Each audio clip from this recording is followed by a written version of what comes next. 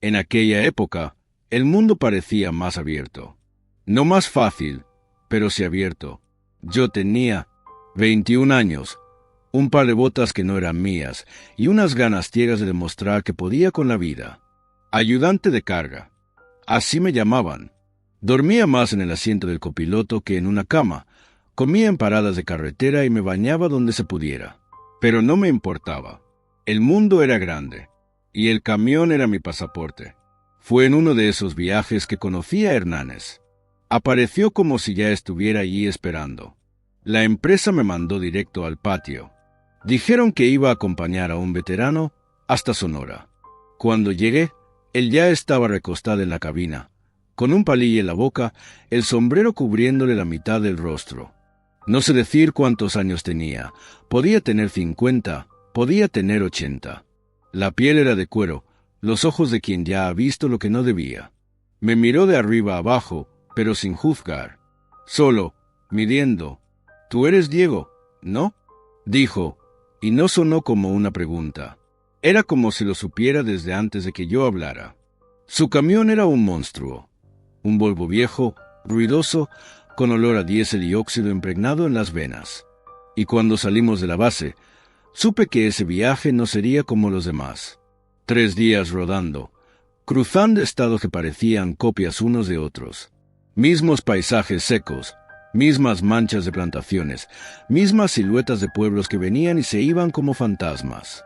Y Hernández, callado por horas, de repente abría la boca para contar una historia. Pero no eran historias comunes. Eran susurros del camino, leyendas que parecían tener tierra pegada. Una vez habló de una mujer con vestido blanco que caminaba entre los camiones en fila en la sierra.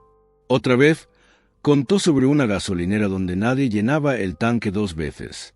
Yo me reía, pero él nunca se reía conmigo. Fue la víspera de cruzar el desierto de Chihuahua cuando la mencionó por primera vez. ¿Has oído hablar de la mina escondida?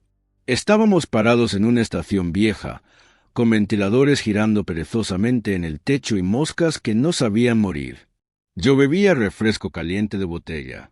Hernández miraba el mapa como quien mira una cicatriz vieja. Está entre Sonora y el desierto. Un atajo, dicen. Si pasas por ahí, te ahorras casi 2 horas. Pero nadie va por allá. ¿Y por qué?, pregunté, más por educación que por interés. Tardó en responder.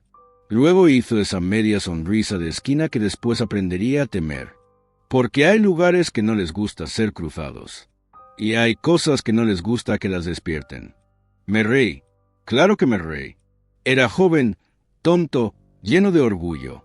Al día siguiente, cuando pasamos la última estación conocida de la carretera asfaltada, se volvió de tierra, y luego se volvió nada. Fue ahí cuando empecé a entender. No, había señal en el celular. Ni radio, ni rastro de otros vehículos. Solo nosotros, el polvo, y ese sol callado quemándolo todo desde arriba.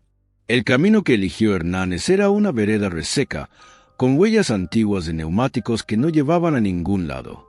Árboles muertos a los lados, piedras como huesos, y allá al fondo, entre 2 cerros bajos, la entrada de una carretera angosta. Parecía más bien una cicatriz en la tierra. «Es por aquí», dijo, y algo en mi estómago se revolvió, como un perro callejero sintiendo tormenta. Quise preguntar más. Quise decir, ¿estás seguro? Pero el camión ya había entrado, y el mundo detrás de nosotros parecía haberse quedado atrás. El camino era angosto, hecho de tierra suelta y piedras que golpeaban la parte baja del camión como dedos intentando llamar la atención. Hernández conducía con la calma de quien ya conoce el camino, aunque el GPS hubiera muerto hacía media hora y los mapas no mostraran nada más que un espacio en blanco. «Esto ni siquiera aparece en los satélites», dijo, como si hablara solo. Afuera, el mundo parecía haber dejado de moverse. Los pocos árboles eran esqueléticos, retorcidos como si intentaran escapar de sus propias raíces. Las sombras se veían mal, caían en ángulos extraños a pesar del sol justo encima. Y el aire sabía a hierro. «Hernández», empecé a decir, pero levantó la mano sin apartar los ojos del sendero. «Habla bajo, Diego». Esta tierra escucha. Tragué saliva. Debía estar bromeando. Tenía que estarlo. Pero había algo en la forma en que sostenía el volante, rígido, como quien lucha contra su propio cuerpo. El paisaje no cambiaba. Kilómetro tras kilómetro, el mismo vacío, el mismo silencio. Y un calor que no venía solo del sol, venía desde abajo, como si estuviéramos cruzando sobre una brasa antigua, enterrada hace décadas, esperando. Fue entonces cuando la vi. Una casa, en medio de la nada. Sola, pequeña, de madera podrida, con el techo hundido. Parecía haber sido abandonada hacía 100 años. Tenía la puerta abierta de par en par y una mecedora que se movía lentamente, muy lentamente, sin viento, ningún árbol cerca, solo la silla y el chirrido suave que se mezclaba con el ruido del motor. ¿Estás viendo eso? No la mires directo, respondió él. Solo sigue. Pero yo miré. Diego siempre mira. Dentro de la casa, por un segundo, lo juro por Dios, vi una figura en la oscuridad. No claramente. Era más una silueta. Alta, delgada, inmóvil. Y había algo en sus ojos, o en lo que se suponía que eran los ojos. Un brillo húmedo, como si estuviera esperando, como si me estuviera viendo. El camión pasó. La silla dejó de moverse. El tiempo siguió, pero yo no. Durante los siguientes kilómetros empecé a notar otra cosa. No había señales de vida. Ningún ave en el cielo. Ningún insecto. Ningún sonido, excepto el rugido del motor y mis propios pensamientos. Era como conducir a través de una fotografía. Y entonces vimos las casas. Al principio eran solo 2. Luego 5 más, después 12. Un pueblo entero surgido. De la nada, como si el desierto lo hubiera escupido. Las construcciones estaban deterioradas, puertas abiertas, ventanas sin vidrio. Autos antiguos oxidaban al lado de las casas, algunos con las puertas aún abiertas, como si la gente hubiera salido corriendo y nunca hubiera vuelto. Todo cubierto por una capa fina de polvo blanco. No arena, polvo, como ceniza. Esto está muerto, murmuré. Hernández detuvo el camión. Hemos llegado. ¿Llegado a dónde? Él señaló con el mentón.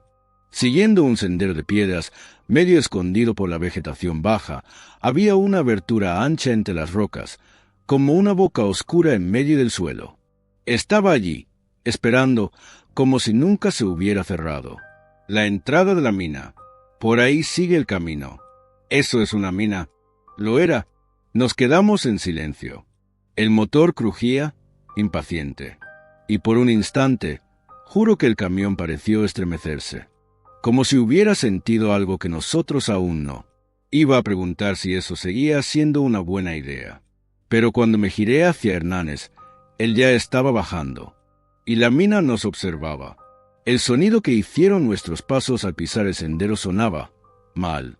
La tierra no cedía bajo las botas. No crujía como grava suelta. Era como si la tierra tuviera una piel, una capa fina que no quería ser rota.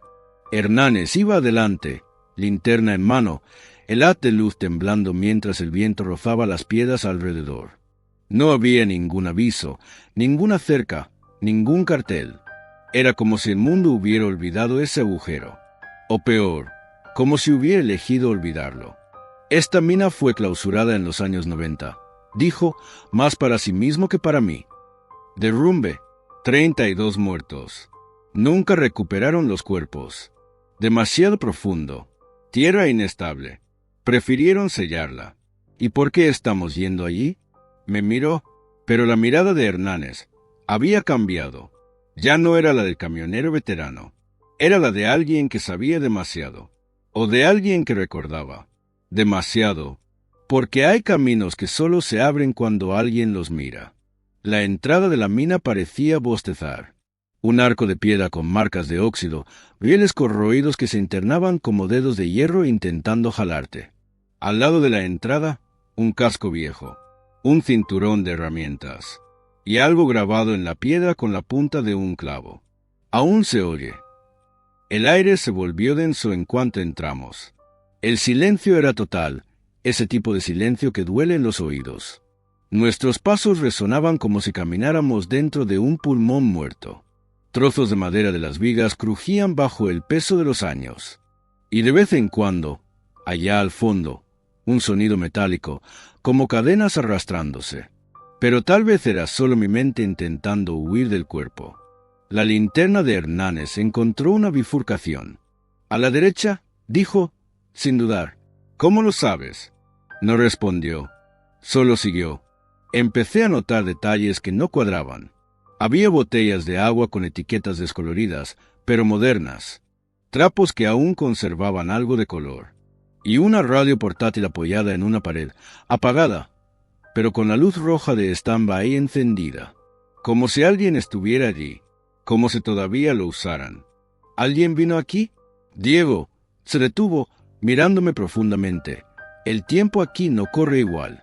Fue entonces cuando la radio se encendió.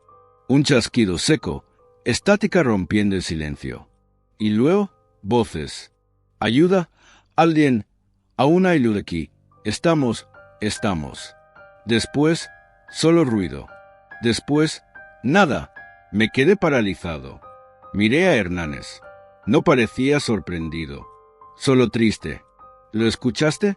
Asintió, despacio. Luego señaló hacia adelante, por donde el sendero oscuro continuaba. No descansan, Diego. Ni siquiera pueden morir bien. Están atrapados en el mismo segundo, en el mismo derrumbe. Y cada paso que damos aquí es un eco que ellos oyen como esperanza. Me acerqué a la pared, sin saber por qué. Sentí algo frío en la nuca, un escalofrío que comenzó en la base de la columna y subió hasta los dientes. Y entonces lo vi, raspado con uñas, con puntas de piedras, lo que parecían ser cientos de nombres, fechas, frases repetidas como oración. Sigo aquí. Ayuden. Luz. El hombre de negro miente. ¿Quién es el hombre de negro? Pregunté. Hernández no respondió. Solo se dio la vuelta y se adentró más en la oscuridad. Y yo, idiota como siempre fui, lo seguí. La oscuridad dentro de la mina no era normal. No era solo ausencia de luz. Era un tipo de negrura espesa, como si la propia piedra rechazara el brillo de la linterna. Con cada paso, el túnel parecía estrecharse, no en anchura, sino en tiempo. Las paredes se cerraban con memorias que no eran mías. Y el aire, antes solo denso, comenzó a oler a carbón quemado y cabello sudado.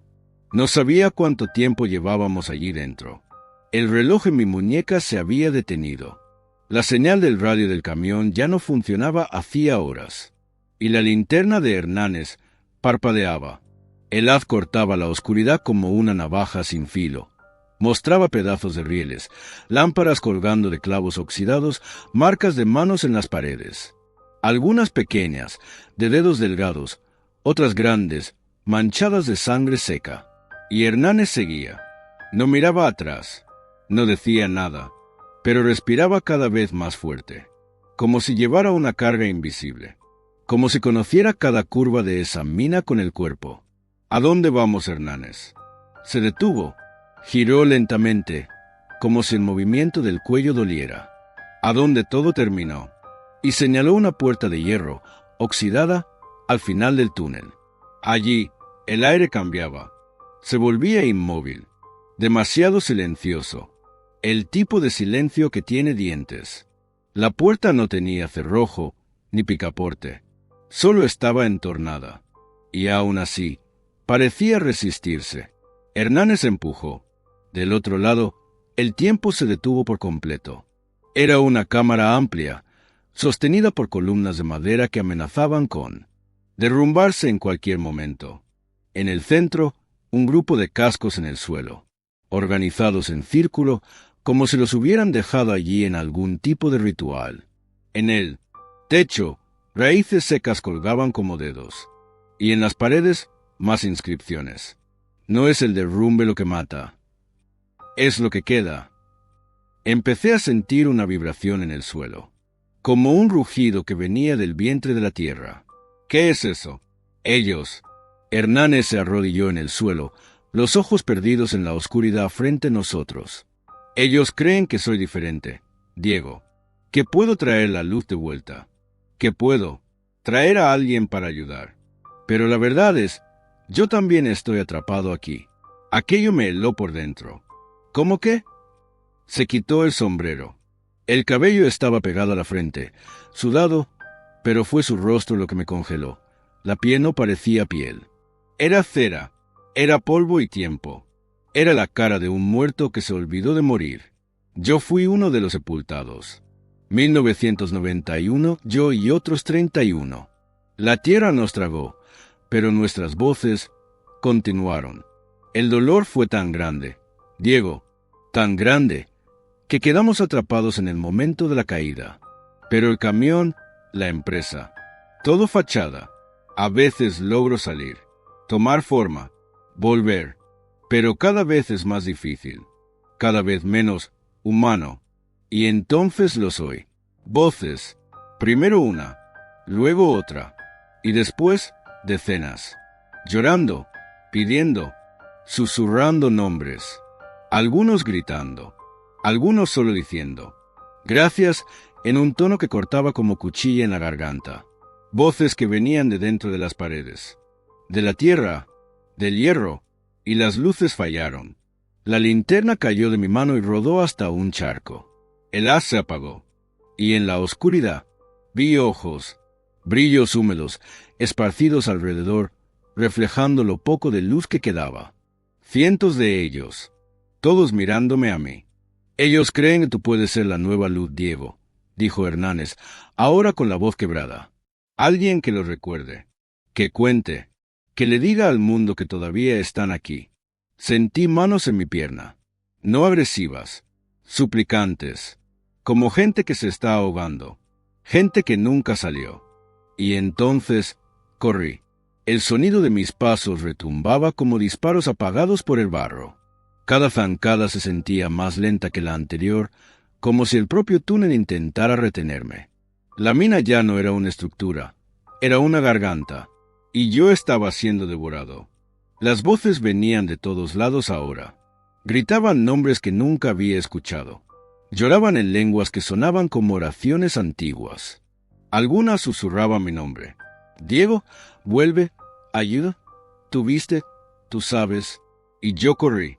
Corrí hasta que mis pulmones ardieron, hasta que el sabor a sangre me subió por la garganta, hasta volver a encontrar aquella bifurcación.